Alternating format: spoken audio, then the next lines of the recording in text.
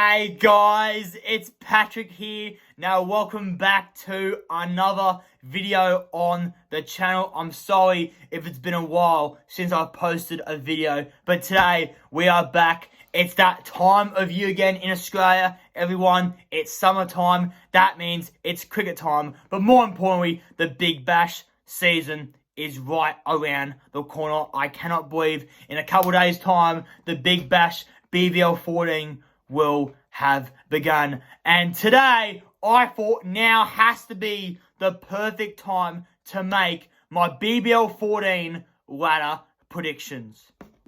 I am so pumped and so excited for this year's BBL season. And I am very, very sure that all my cricket fans watching this video right now will be very, very pumped just like me.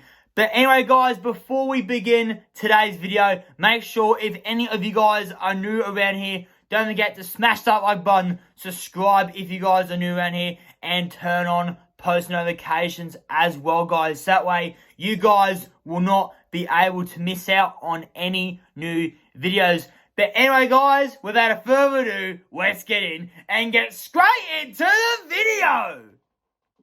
Starting off in 8th place, the last place spot. Look, obviously, it's a tough one because, like to be honest, I reckon this season will be a very close one. Like, all the teams are pretty even.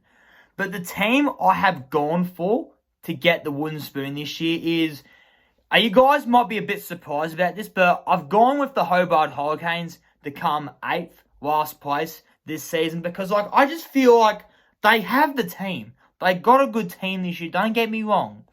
But every time I expect the Hurricanes to do well, they just always have that downfall. Like there's just something about them.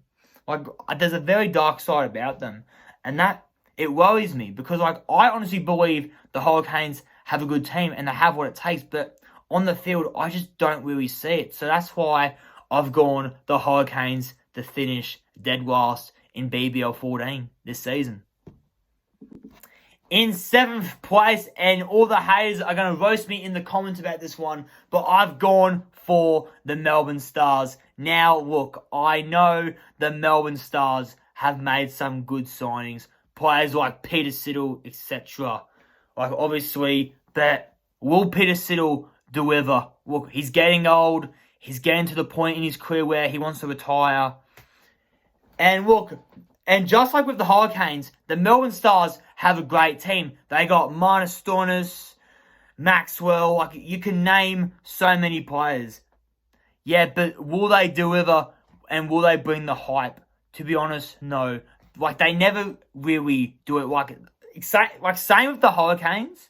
I always expect them to go good, but there's a dark side about them. I honestly reckon if Melbourne begins the year well, they'll go all right.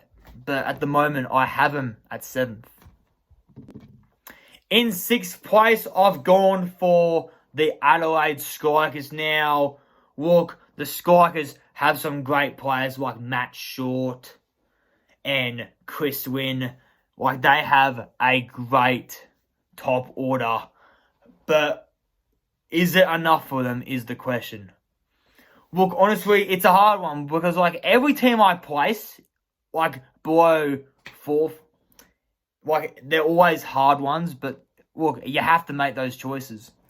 And the Strikers, they have a good team, but are they going to live up to the hype?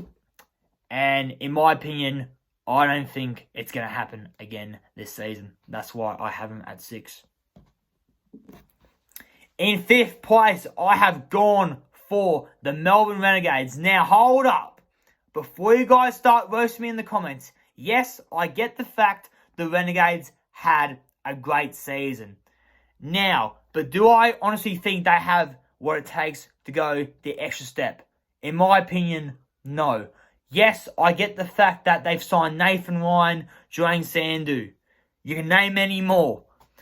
But, there's just something about the Renegades that I don't think they have what it takes. Last season, they were very, very good. All because of one kid, Jack Fraser McGurk. I know, this year he hasn't been good. Don't get me wrong, he's a great player. He has a lot of potential. He hasn't really started his career well for Australia, but he's building on it. And don't forget, the Renegades also have Adam Zampa as well. He's a great spinner. But just remember, Aaron Finch is no longer there anymore. So, do I honestly think the Renegades have what it takes to go the extra step of winning a BBL title? I don't think so. Not this year, I'm afraid. In 4th place, I have gone for my boys, the Sydney Thunder. Now, I get it. Last season was shit. I get that. But there's something about this team this season that I honestly believe that we're building something. I honestly reckon, hear me out, I honestly reckon the Sydney Thunder has the best top order in the whole comp. We got players like David Warner, Kevin Bancroft, these guys, like Warner, he's one of Australia's greatest ever test batters. Kevin Bancroft, he's played alongside Warner. They were top order together for Australia way back. We got Sam Billings back, Oliver Davis. We've made some great overseas signings. This team, I honestly reckon there is talent all over the park. But like I said earlier, is this team going to gel? I know we are building something. We still have a young team. But now, with David Warner as our new captain, we now have some proper experience to lead the young kids the way. And that's why I personally think the Sydney Thunder are building something this season. And I personally believe the fact that we are going back to the finals. In 3rd place, I am going to go with the other team of Sydney, the eastern part of Sydney. I am choosing the Sydney Sixers to finish 3rd this season. Now, I get it. The Sixers have always been a very, very consistent team. Every year, there's something about them and their experience. They always rely on the same players, and they always deliver. Players like Josh Felipe, Moses Henriquez, you can name many more. But if the Sixers wants to go a lot further this season, if they want to have another chance of a premiership, then Steve Smith has to play for the Sixers. With Australia's tour against India ending a lot early at the beginning of January next year, God knows what's going to happen with Steve Smith during that time in January. Will he come back to the Sixers or not? Honestly, I will not be so surprised if he chooses to play for the Sixers over Australia in the summer after he's going on a bit of bad form at the moment, Steve Smith.